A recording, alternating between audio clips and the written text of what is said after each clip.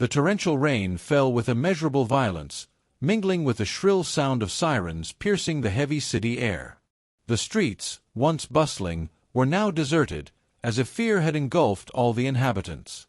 Within minutes, the floodwaters overtook the low-lying areas, sweeping away everything in their path. The pitch-black sky seemed to herald the end, and the ground was no longer safe. The murky, relentless waters rose rapidly, and the few survivors still trying to escape ran desperately, their feet sinking into the mud and their eyes filled with panic. In this catastrophe, chaos seemed the only certainty. Amidst the destruction, a piercing scream echoed through the air.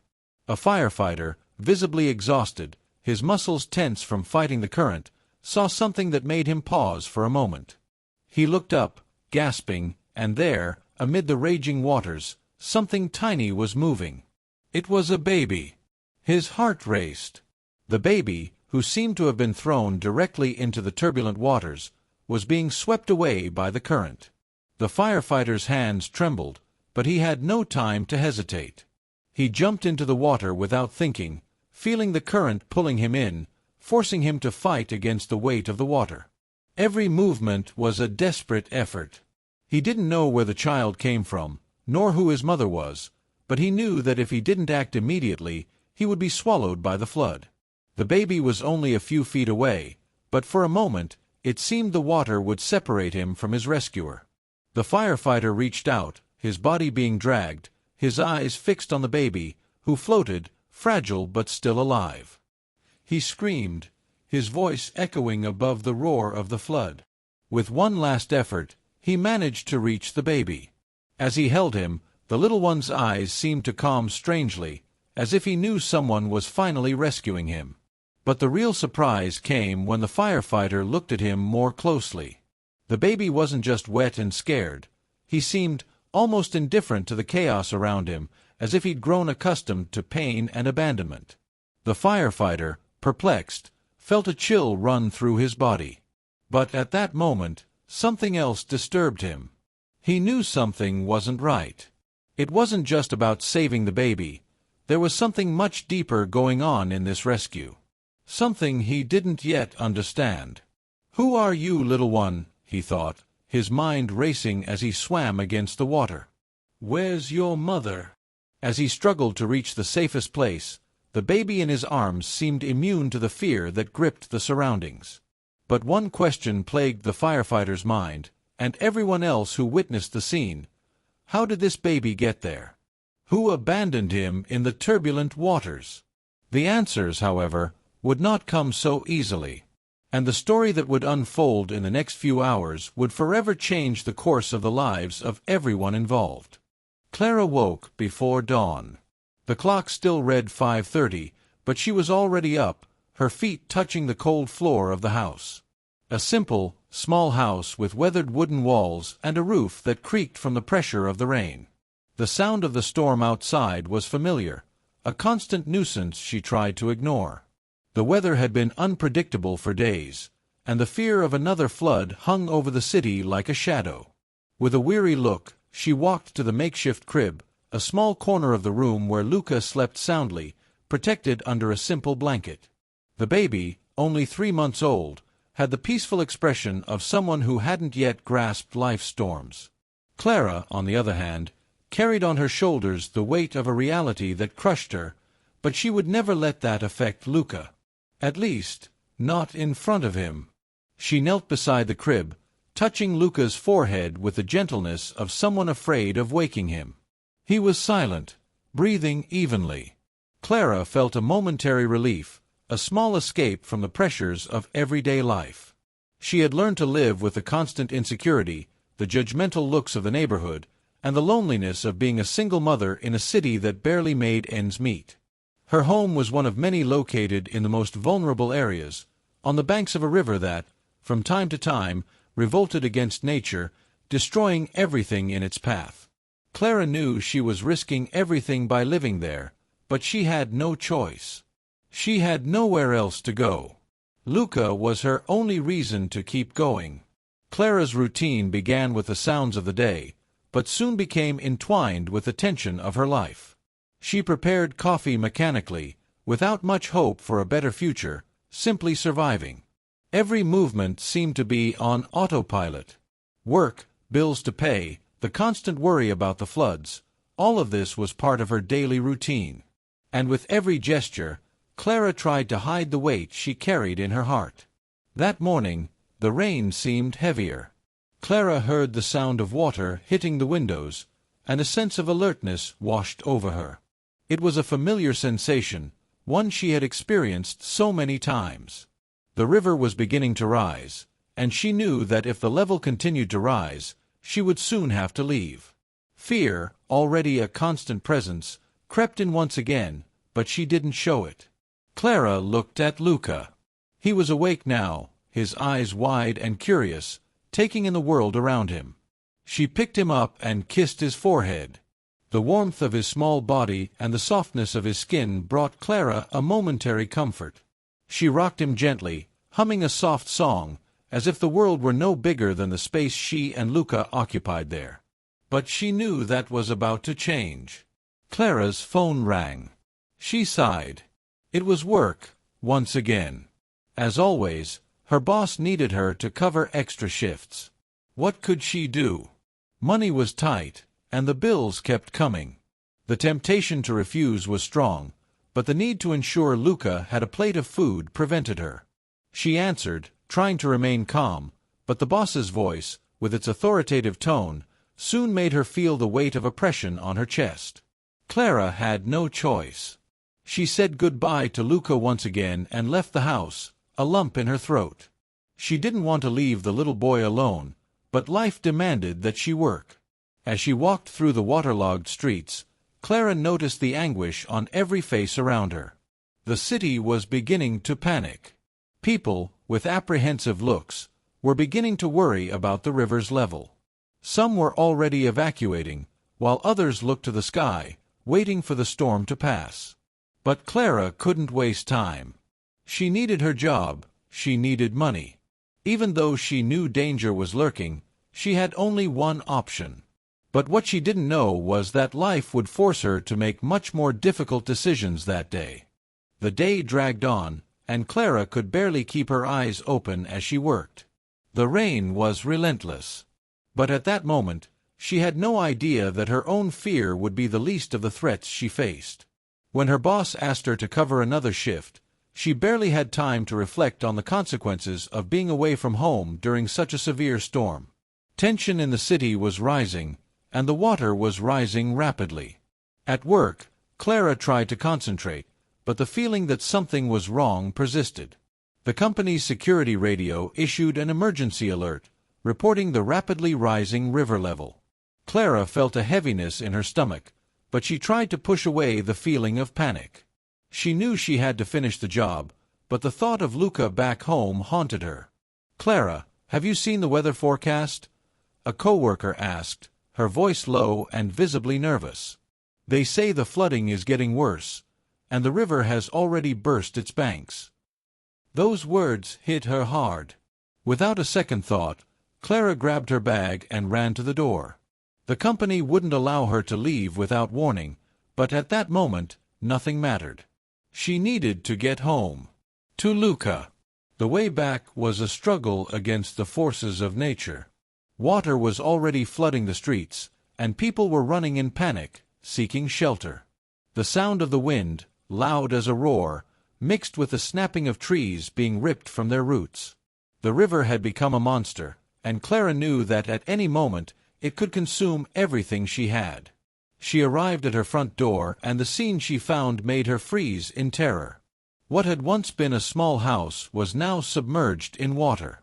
The river level had risen at a terrifying rate. Clara tried to open the door, but the water pushed her back, as if she were being forced out. Despair gripped her. Luca was inside.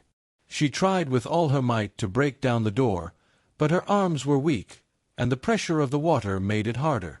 When she finally managed to open the door, a wave of icy water invaded the house. Fear turned to panic, and Clara began screaming Luca's name, her voice lost in the fury of the storm. The walls of the house, now completely destroyed by the floodwaters, collapsed around her. Clara, in a state of utter despair, fought against the current as she made her way toward Luca's crib. But the house was already submerged, and what she found was not the crib, but only emptiness. Luca was no longer there. Clara's heart pounded with a pain so deep she could barely breathe. She panicked. Where was her son? At that moment, the water surging around her seemed to have a life of its own, pulling her away from everything she loved. Clara was swept into the current, but an invisible force made her stand up and fight. She couldn't give up. She knew Luca was out there, and she wouldn't leave him behind. As the current swept her through the flooded streets, Clara saw a glimmer of hope, a figure in the distance. It was a firefighter, his uniform shining brightly against the darkness of the flood. He was wading upriver, fighting the waters, his eyes fixed on something. Clara saw what he was looking at. It was a baby, small and helpless, being swept away by the waters, but at the same time, almost calm. It was Luca. The next scene was a blur of movement and muffled screams. The firefighter, his eyes wide with horror and determination, managed to reach the baby, and it was at that moment that Clara felt that perhaps she hadn't lost everything. She managed to drag her body to the firefighter, heedless of her exhaustion or fear. She cared about nothing else but saving Luca. But as she got closer, something strange happened. Clara looked at Luca's face, and the baby looked at her with a calm expression, as if already knowing he was safe. A sense of relief washed over her, but at the same time, a cruel doubt began to grow in her heart. How was he so calm, after all? The firefighter, panting, handed the baby into Clara's arms. The scene, at first, seemed like a resolution to the chaos. But as she looked at her son, Clara sensed something wasn't right. What she didn't know yet, but would soon discover, was that the worst was yet to come. The rain hadn't stopped yet, and the sound of the water rushing through the city seemed a constant reminder of the tragedy that had just occurred. Clara held Luca in her arms, now in a makeshift shelter, away from the waters that still engulfed the city. The fear that had previously dominated her movements had been replaced by a sense of relief, mixed with a new and growing dread. She looked at the baby with an anxiety she couldn't control. The baby was silent, his big eyes fixed on her, almost as if waiting for her to say something. But she didn't know what to say. After the rescue, the little one seemed different, calm, but with something unsettling in his gaze. It was as if he knew something Clara didn't yet understand. He didn't cry, didn't react like other babies might after such an experience. He was at peace, or at least seemed to be. Clara was taken to the hospital with Luca, where doctors instructed her to remain calm. The baby was physically intact, but doctors soon noticed something strange. Luca was not only wet, which was expected, but also showed signs of severe malnutrition, as if he had gone a long time without adequate nutrition. This discovery prompted the medical team to begin investigating the case more closely. At that moment, the firefighter who had rescued Luca approached Clara, his expression reflecting concern. He gently touched her shoulder and, in a serious tone, asked, "Where was the baby before the flood? How was he?" Clara, confused, quickly replied, He was at home with me. I left him alone while I went to work. But he was safe. I was sure the house was safe." The firefighter watched her with a mix of compassion and skepticism. He knew that for a baby to survive the current, it would take more than just a safe home. Something wasn't right, and he couldn't stop thinking about the evidence that had emerged. Luca's calmness, his unexplained malnutrition, everything seemed to indicate that he hadn't just been abandoned by the waters. There was more to the story. Doctors began running more tests and soon discovered that Luca had marks on his body. These weren't injuries caused by the current, but signs of neglect and abuse. There was evidence that he hadn't been well fed or cared for long before the flood. Clara, listening to the doctors discuss the baby's physical condition, felt a chill run down her spine. She knew that Luca wasn't just at risk from the floodwaters, but there was something darker in his past. The firefighter then spoke in a low voice, as if trying to understand what had happened. "Clara, are you saying you left him alone while you went to work? And how could he be so fragile, so mistreated, if you loved him?" His words hit Clara like a blow. She felt the walls of her mind crumbling. She was beginning to realize there was more going on than she'd imagined. She began to remember moments she'd rather forget, the constant fighting with a man who'd entered her life, a man who claimed to love her but was actually slowly destroying her. She was slowly beginning to understand that, in her desperate attempt to maintain peace, she might have made choices that put Luca in danger. But the pain was too great for her to admit. "I didn't know. I didn't know what else to do. I tried to keep it all together, but I couldn't," Clara whispered, her voice breaking as tears began to fall. It was then that the doctors revealed something even more devastating. They asked Clara to sit down because they needed to talk to her. What was about to come was the most difficult revelation of all. "Clara," the doctor began with a grave look, "Luca is not your biological son." Those words fell like a bombshell. Clara felt a chill run through her body. She stared at the doctor, uncomprehending. The world around her began to spin, and she felt her strength leaving her. What are you saying?" The doctor explained that Luca had actually been illegally adopted. He had been taken from a woman who, after her disappearance, was presumed dead. The truth about Luca's origins was now before her, but there was still much to be unraveled. Clara felt a deep emptiness inside her, and the sense of loss was even more overwhelming. The baby she loved as her own, the baby she had done everything to protect, was actually another child. And what did that mean? How did it change everything she believed in? As she tried to process what she had just learned, she began to feel a much greater fear. She looked at Luca, who seemed calm in her arms, as if nothing had changed. But something inside Clara knew, his story didn't end there. The true reason he had been left in the water was about to come to light. And what she discovered next would change everything forever. After the devastating revelation that Luca was not her biological son, Clara was in shock.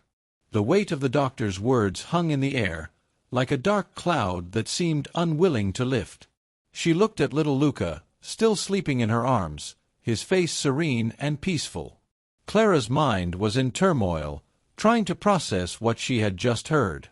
Everything she knew, everything she believed to be true, seemed to have been ripped from her hands. For a moment, she tried to convince herself that there was still something to be done, something that could restore a sense of normalcy to her life. Maybe it wasn't so serious. Maybe Luca was still the same baby, the one she had given so much love and protection to. But deep down, Clara felt like nothing would ever be the same again. The pain of loss, lies, and abandonment was beginning to become unbearable. The doctor, in a gentle tone, continued, "Clara, we understand that this is a big surprise, and we know it's difficult.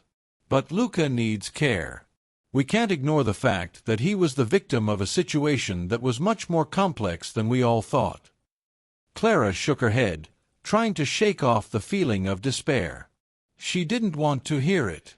She didn't want to face the idea that everything she had done up until that moment, the sacrifice she had made to keep Luca safe, might have been in vain. But at the same time, she knew the baby was there, in her arms, and that somehow, that meant something. Her love for him was real. He was her son now, no matter where he came from. She would love him forever, regardless of his origins. The firefighter who had rescued her appeared at the hospital door, his expression gentle but cautious. He approached Clara and, in a lower tone, said, "I know you're going through a lot, Clara. But we need to find out the truth. We need to understand where Luca came from, why he was in that water, and who the woman is who left him behind." Clara looked at the firefighter, and for the first time, she felt an urge to open up. Perhaps he was the only person who could understand, or at least help her find a way. She felt that the truth, however painful, finally needed to come out. She looked at Luca again and, in a whisper, said, "I promise, Luca. I will find out who did this to you. No matter what happens, I will not abandon you." The firefighter, with a look of understanding, nodded and walked away.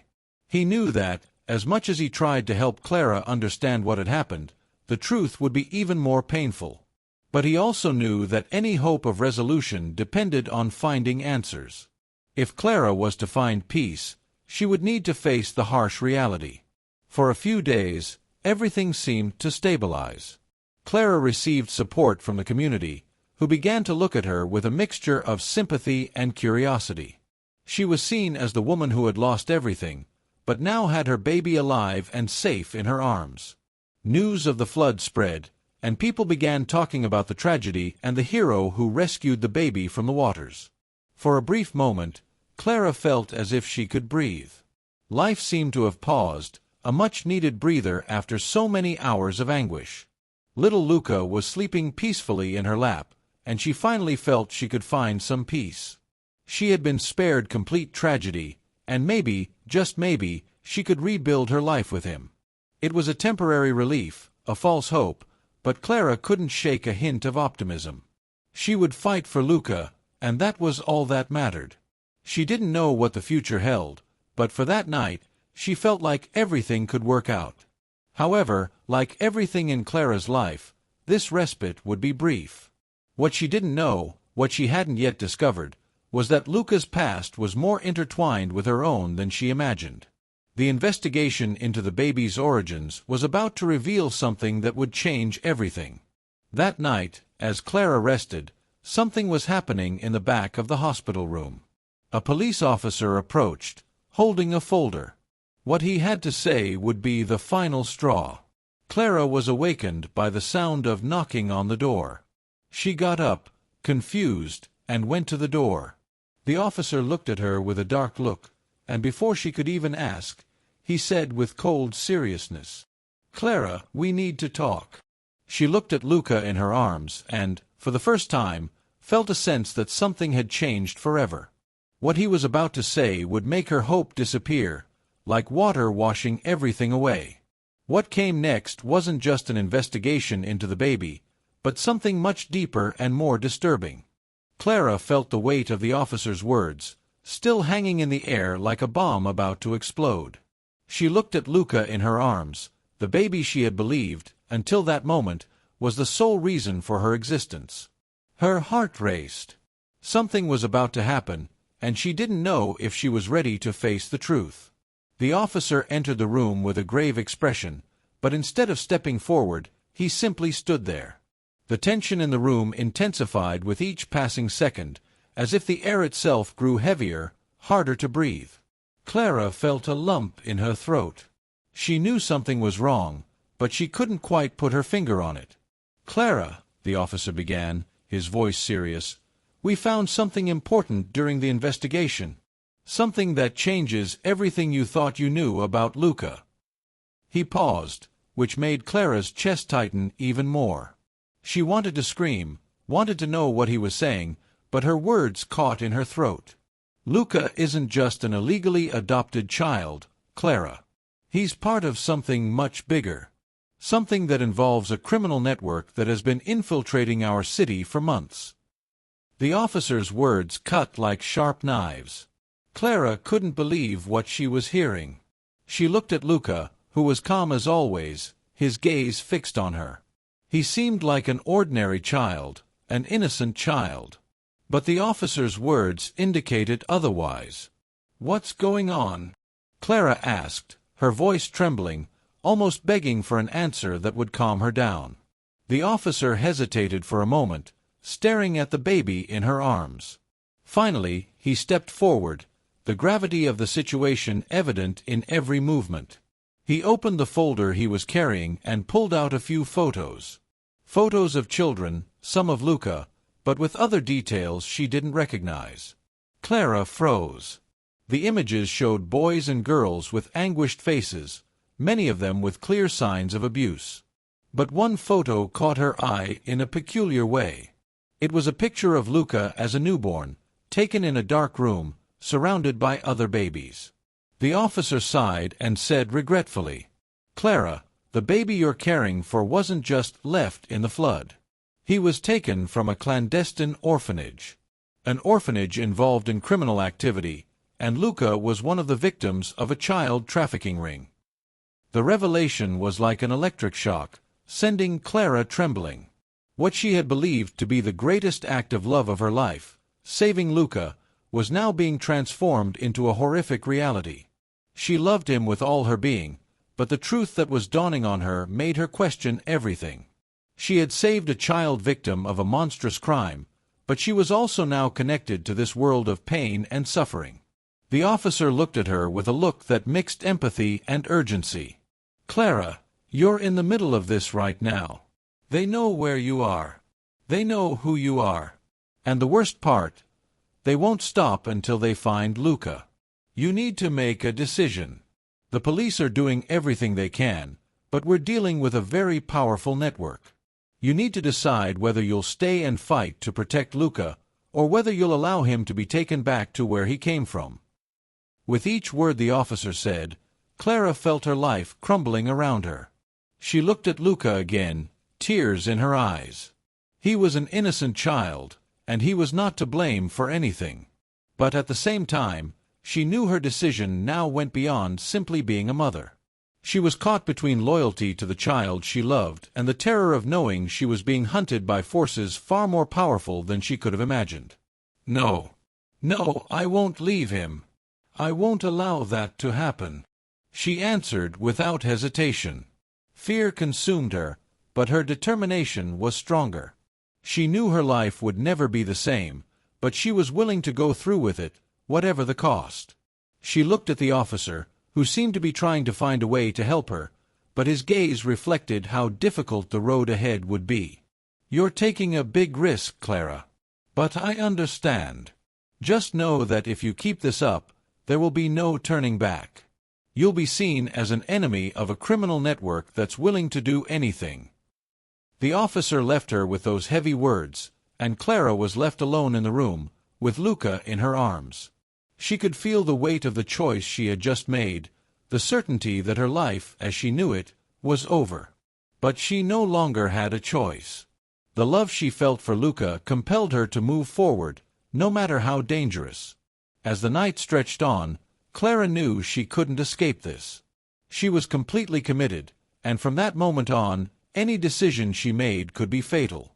The future she imagined with Luca was now tainted by the darkness of a cruel world, and the point of no return had been passed.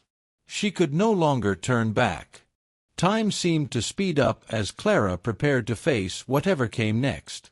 With each passing minute, she felt the pressure mounting. The city was in panic, and the authorities were working around the clock to dismantle the criminal network that had been operating under their noses for so long. But for Clara, what mattered most was Luca. She didn't know how long she could keep the baby safe, but she knew there was no escape. She began to realize she was being watched. Her every move, every step she took, seemed to be monitored by someone, and the feeling of being hunted consumed her. Fear crept into her mind, and she knew the truth was getting closer. But nothing could prepare her for what was about to happen. One cold, cloudy morning, Clara received a message that made her heart stop. It was simple but direct. "We know where you are. Hand over Luca, and no one will be hurt." Clara stared at her phone screen, her fingers trembling as she held the device. She knew this was the moment of truth. The final choice had arrived. She could try to run away, leave the city, and disappear, but in doing so, she would be abandoning Luca, and that was something she couldn't accept. Her love for him was greater than any fear or threat. That same night, while Clara was in a safe place with Luca, the first signs of danger began to appear. She heard the sounds of empty streets, hurried footsteps, the sound of cars speeding past. Clara turned to Luca, who was calm, unaware of the gravity of the situation. She gathered him in her arms, pressing him against her chest, trying not to let the panic that was building in her body show. And then the worst happened. A series of loud knocks on the door made her jump in fright. Clara stood still, her heart pounding, expecting the worst. She looked at Luca, trying to calm herself, but she didn't know how long she could hide her fear. The door was broken down, and two masked figures rushed in, armed and clearly intent on taking Luca. Clara, with a speed she hadn't known she possessed, ran to the window and, with a sudden movement, tried to escape through the back of the house. But it was too late. The masked figures were already there, blocking her escape. She was pushed back inside, and fear gripped her. There was no escape. They were here to take Luca, and Clara knew she couldn't allow that. But what she didn't know was that the criminal network had infiltrated her life much deeper than she imagined. One of the masked figures approached Clara, the tension in the air palpable. He looked directly at her, a cold smile behind his mask. "You don't understand, do you, Clara?" he said, his voice hoarse and distant. "Luca isn't just any child. He's the key to something much bigger. Something you have no idea what it represents." Clara, her heart racing, asked, already feeling the growing anguish. "What do you mean? Who are you?" It was then that the shocking revelation fell like a huge weight on her soul. The man lifted his mask, revealing a familiar face, but one she couldn't quite place. Her stomach sank. It was someone she'd seen before, but she didn't know who. "I'm the man you should never have met, Clara," he said with a cold smile. "I'm part of the network that kidnapped Luca, and you're at the center of it all now." Clara felt her mind scramble as the pieces began to fall into place. Luca wasn't just a victim, as she'd thought. He was connected to a child trafficking ring, and his true purpose, she was beginning to understand, was far more sinister than anything she'd imagined. He hadn't just been abandoned in the waters out of desperation. He was being used as a key player in something far grander and more disturbing. Clara had unwittingly become a pawn in this deadly game, and the truth was finally coming to light. "You don't know it, but Luca is marked," the man said, his tone enigmatic. "He's the key to a network of illegal adoptions and trafficking. You don't understand what's going on, but soon you will."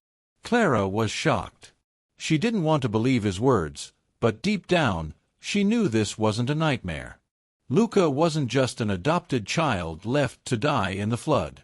He was the center of something much darker.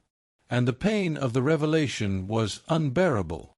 She had been deceived, manipulated, and worst of all, she was now between a rock and a hard place. Luca's fate was more intertwined with that of a criminal network than she ever imagined. But in that moment, a flame of determination ignited within her. She could no longer allow the baby she considered her son to be taken from her. She loved him, and no matter what it took, she would protect him at any cost.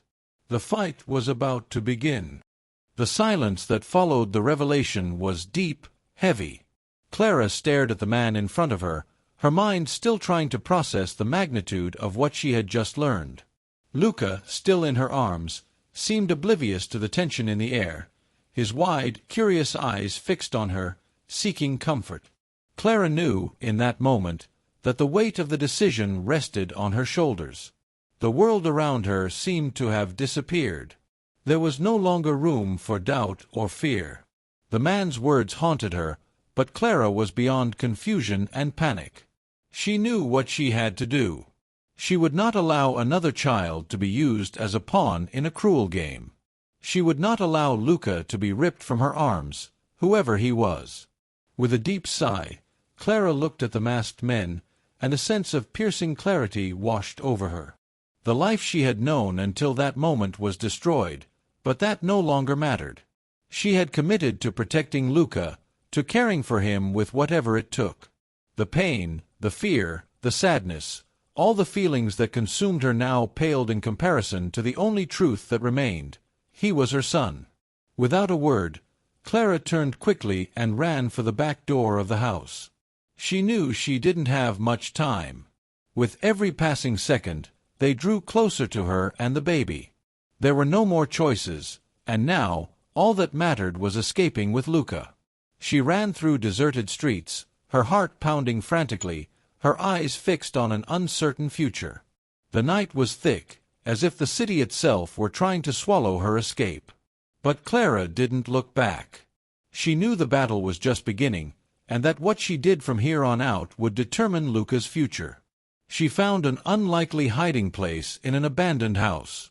There, far from the eyes of her pursuers, Clara allowed herself a moment of rest, with Luca in her arms. They were alone, isolated, but the feeling that, in that moment, she still had some control over her destiny helped her breathe a little easier. As she gazed at the baby, who was sleeping peacefully, she thought about everything she had been through. Her life, with all its hardships and challenges, now made sense in a painful but necessary way. She had discovered a terrible truth, but now she also had a greater purpose. Luca would no longer be a pawn in this dark game. He would no longer be a victim. Clara would do everything to give him the life he deserved, far from all the horrors that surrounded him. Dawn arrived, and with it, the certainty that nothing would ever be the same again. But Clara knew that with the love she felt for Luca, she could face any adversity. She knew that, in the end, saving a life was more than just ensuring survival. It was an act of resistance, courage, and transformation. And, in Clara's heart, she felt that her own life had changed forever, just as Luca's had. The sun was beginning to appear on the horizon, illuminating the path ahead, but inside Clara, the darkness of revelations and threats still haunted her. She knew the fight was just beginning. But there was one truth she now deeply understood. Saving a life wasn't just a matter of survival. It was saving an entire world. And looking at Luca, Clara knew that in that moment, she had made the only choice that truly mattered. Because, in the end, saving a life is saving an entire world.